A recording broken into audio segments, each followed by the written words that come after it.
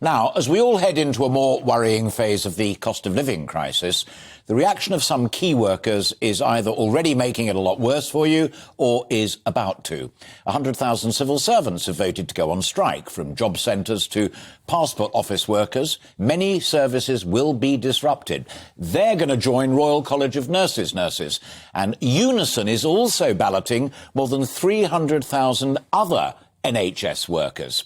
University lecturers have voted to go on strike, and school teachers in England and Wales are considering strikes in the new year. Scottish teachers already intend to go on strike on November the 24th. The train drivers' union ASLEF's announced another wave of strikes, and the newly appointed Minister for Rails, Hugh Merriman, has said the railway strikes have cost the UK economy £500 million this year. He added, "If we don't get the services restored, I am worried that people will give up on rail."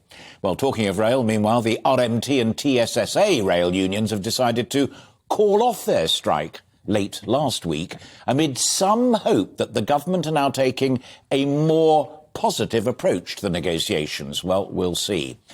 It all falls well short of a general strike, though, and I'm not ruling that out, however. But already, if you need medical treatment, want to get from A to B for work or pleasure, have children at university or at school, expect something important in the post, or need your telephone landline sorted out, it is all going to start to feel a bit that way. And I fear it is likely to get even worse.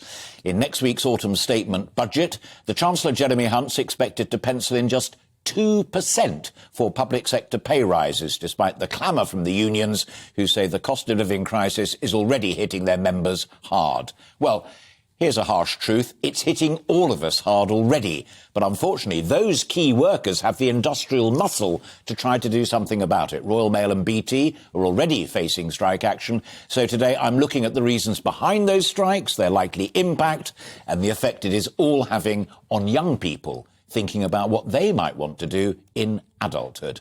I'm delighted to be joined by a renowned educator, a former health secretary, a nurse who's decided she will go on strike, a consultant, an industrial correspondent, and several others. But most importantly, we want to hear what you think.